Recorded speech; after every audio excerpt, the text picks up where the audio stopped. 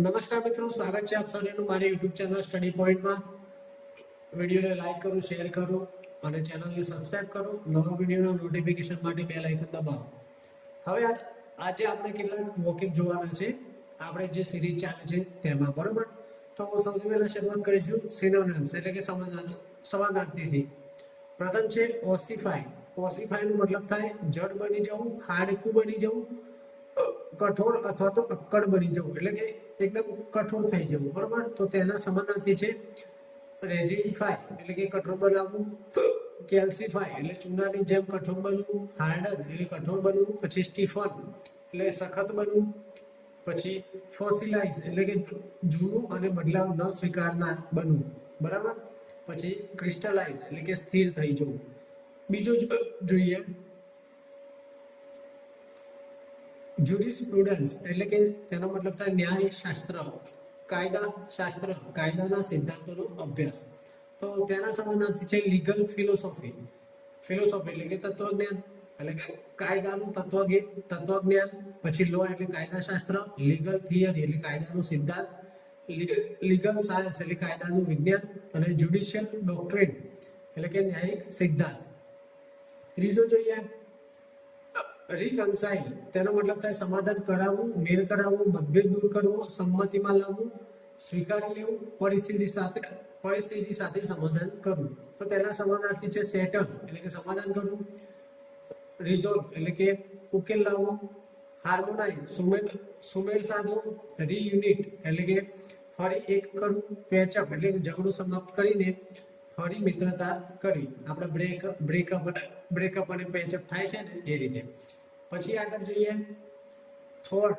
તેનો મતલબ થાય નિષ્ફળ બનાવવું, અટકાવવું, નિષ્ફળ કરી દેવું, યોજનામાં અવરોધ ઊભો કરવું, બરોબર. તો તેના સમાનાર્થી છે ફોઇલ એટલે નિષ્ફળ બનાવવું, ફ્રસ્ટ્રેટ એટલે કે સફળ ન થવા દેવું, પ્રિવેન્ટ એટલે અટકાવવું, ઓબ્સ્ટ્રક્ટ એટલે અવરોધ ઊભો કરાવવો, પછી હિન્ડર એટલે અડચણ ઊભી કરવી, બ્લોક એટલે રોકી દેવું, અને ઇમ્પેડ એટલે કે પ્રગતિમાં અવરોધ લાવવો. પછી જોઈએ ઈલ્ડનો મતલબ થાય ઉત્પન્ન કરવું અથવા તો ઉપજ આપવી. અહીંયા ઈલ્ડના બે મતલબ થાય છે. તો આપણે આ પહેલો મતલબ જોઈએ ઈલ્ડ એટલે, આગળ બીજું જોઈશું. જ્યારે ઈલ્ડનો મતલબ પ્રોડ્યુસ એટલે કે ઉપજ આપવી હોય એવો થાય ત્યારે તેના સમાનાર્થી થાય પ્રોડ્યુસ એટલે કે ઉત્પન્ન કરવું, જનરેટ એટલે પેદા કરવું, પ્રોવાઈડ એટલે પૂરું પાડવું, બિયર એટલે ફળ અથવા તો ઉપજ આપવી, બરોબર. હવે ઈલ્ડનો બીજો મિનિંગ જોઈએ. જ્યારે ઈલ્ડનો હાર માની લેવી અથવા તો સમર્પણ કરવું, માર્ગ આપવો તેવો મતલબ થાય તો તેના સમાનાર્થી છે સરેન્ડર એટલે કે સમર્પણ કરવું, સબમિટ આધીન થવું, સકમ એટલે કે હારી જવું, કેપિટ્યુલેટ એટલે કે શરણાગતિ સ્વીકારવી, અને રિલેન્ટ એટલે કે નમતું મૂકવું. આગળ જોઈએ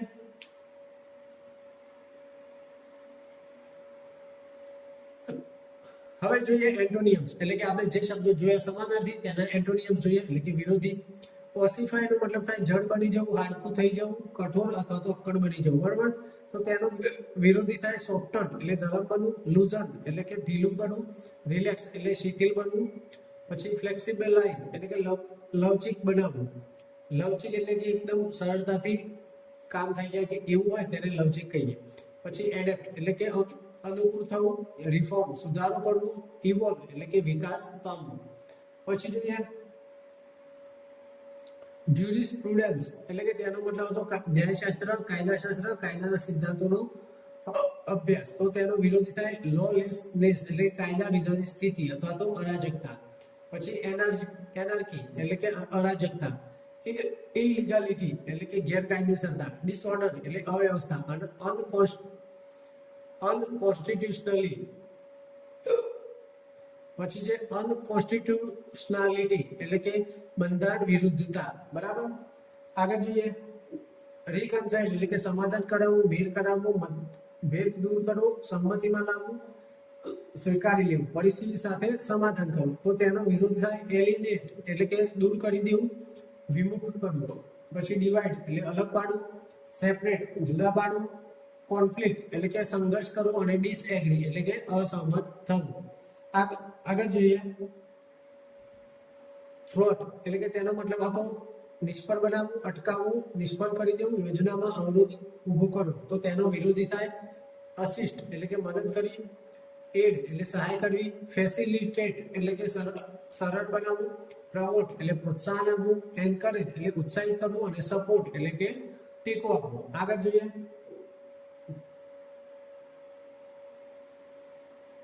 ઈલ્ડ નો મતલબ થાય ઉત્પન્ન કરવું અને ઉપજ આપવી. આપણે જોયું કે ઈલ્ડના બે મતલબ થાય છે.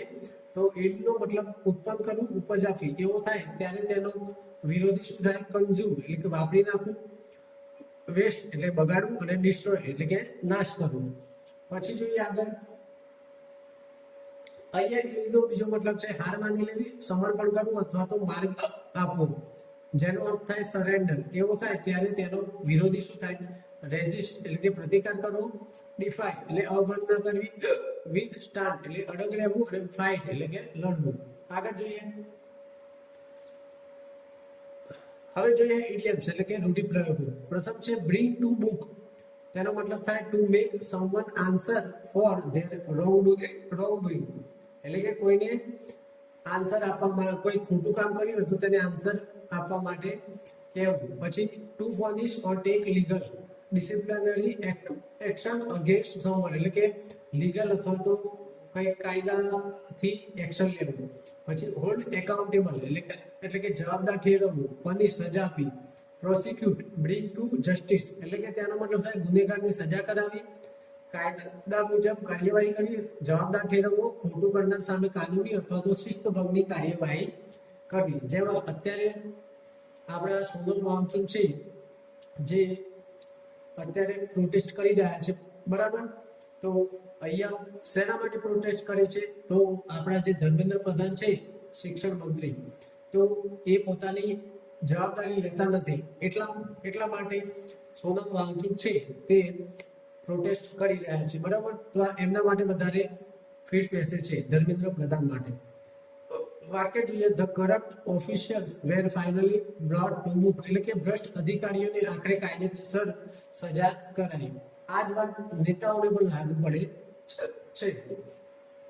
તમે બધા સીજેપીને સપોર્ટ કરો, મારી એક નમ્ર વિનંતી છે, બરાબર, કારણ કે આપણા માટે લડે છે. આગળ જોઈએ. ડેડ એન્ડ, બરોબર. એન્ડ એટલે કે પૂર્ણ, ડેડ એટલે મરવું, બરોબર, એટલે બંધ માર્ગ. તો તેનો મતલબ થાય a situation in which no further progress is possible એટલે કે એવી સિચ્યુએશન જો આગળ કઈ પ્રોગ્રેસ થવાનો પોસિબલ લાગતું નથી. Or a road that does not lead anywhere, impasse, standstill, blind alley, no way out અને કલ્ડિસિક, બરોબર. તેનો મતલબ થાય બંધ માર્ગ, અંતહીન સ્થિતિ, આગળ કોઈ રસ્તો ન હોવો, પ્રગતિની કોઈ શક્યતા ન હોવી, નિષ્ફળ અથવા તો અટવાયેલી સ્થિતિ. ડેડ એન્ડ નો મતલબ થાય કે આગળ બંધ માર્ગ છે અથવા તો નિષ્ફળ અથવા તો અટવાયેલી સ્થિતિ. વાક્ય આપ્યું છે without new investment the project is at an dead end એટલે કે નવા રોકાણ વિના પ્રોજેક્ટ અટવાઈ ગયો છે, બરાબર. આગળ જોઈએ. ત્રીજો છે ફૂલ બેક ઓન, બરાબર. તેનો પણ મતલબ થાય to use someone or something as a backup or last resort when other option fail. મતલબ કે ફૂલ બેક ઓન નો મતલબ થાય કે જ્યારે આપણા બધા વિકલ્પો ફેલ થઈ ગયા હોય ત્યારે આપણે બેકઅપ માટે જે ઓપ્શન રાખ્યો હોય તેની વાત છે. રિલાય ઓન એટલે કે ડિપેન્ડ ઓન, પછી resort to, turn to, lean on એટલે કે છેલ્લા વિકલ્પ તરીકે આધાર લેવો, સહારો લેવો, જરૂર પડે ત્યારે ઉપયોગમાં લેવા, મુશ્કેલીમાં ભરોસો રાખવો. એટલે કે આપણું જે બ્રહ્માસ્ત્ર કહીએ ને કે છેલ્લો શું કહેવાય ઉપાય બાકી છે, ત્યારે આપણે આ ઇડિયમ્સ વાપરી શકીએ. વાક્ય છે she always has her family to fall back on એટલે કે તેને હંમેશા તેના પરિવારનો સહારો મળે છે. આગળ જોઈએ.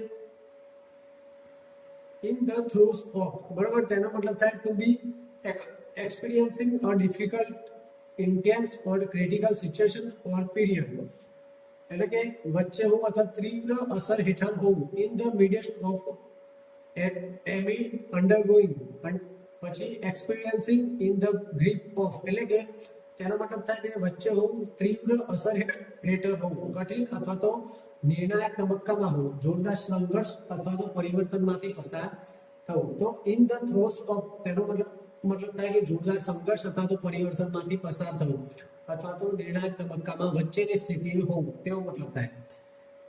વાક્ય છે the country is in the throes of an economic crisis, એટલે કે દેશ આર્થિક સંકટના ગંભીર તબક્કામાંથી પસાર થઈ રહ્યો છે. આગળ જોઈએ, ધ ગ્લોવ્સ આર ઓફ, તેનો મતલબ છે a situation where people stop being polite or restrained and begin fighting. બરાબર, એટલે કે એવી સિચ્યુએશન જ્યાં પીપલ છે, લોકો છે એ પોલાઇટ નમ્ર રહેવાનું બંધ કરી દે અને લડાઈ કરવાનું ચાલુ કરે. પછી કમ્પેટિંગ ઓર ક્રિટિસાઇઝિંગ each other openly and aggressively, એટલે એકબીજાને ક્રિટિસાઇઝ કરે ઓપનલી. નો હોલ્ડ્સ બેર્ડ, કોઈ સહન નહીં કરે. પછી ઓપન કન્ફ્રન્ટેશન, હેડ ટુ હેડ બેટલ, એટલે કે સામે માથા નાખીને બેટલ એટલે કે યુદ્ધ કરો. ઓલ આઉટ ફાઇટ, ફૂલ સ્કેલ કોન્ફ્લિક્ટ, એટલે કે જોરદાર સંઘર્ષ. તેનો મતલબ થાય હવે કોઈ નરમાઈ નહીં રાખવી, ખુલ્લી અને કડક લડાઈ શરૂ થવી, સંપૂર્ણ શક્તિથી સામનો કરો, સમાધાન છોડીને સીધી ટક્કર લેવી. એટલે સમાધાન કરવાની વાત નહીં, સીધું ફાઇટ કરવાની વાત. અહીંયા વાક્ય છે with elections approaching the gloves are off between the ruling party and the opposition, એટલે કે ચૂંટણી નજીક આવતા સત્તાધારી પક્ષ અને વિરોધ પક્ષ વચ્ચે હવે ખુલ્લી અને કડક રાજકીય ટક્કર શરૂ થઈ ગઈ છે. The gloves are off, gloves એટલે કે આપણે જ્યારે બોક્સિંગ રમતા ગ્લોવ્સ પહેરીએ છીએ તેની વાત છે. બરાબર, ગ્લોવ્સ પહેરીને પછી લડાઈ કરવાની વાત હોય ત્યારે આપણે આ ઇડિયમ્સ વધારે યોગ્ય મૂકીએ છીએ. આગળ જોઈએ તો મિત્રો આજે અહીંયા સુધી રાખીશું. આપણા વોકેબની સિરીઝ આગળ ચાલતી રહેશે. ત્યાં સુધી વિડીયોને લાઈક કરો, શેર કરો અને ચેનલને સબસ્ક્રાઇબ કરો. અને આપણા ગ્રામરના પણ લેક્ચર આવતા રહેશે, તો ચેનલને વધુ શેર કરો, સબસ્ક્રાઇબ કરો. આભાર.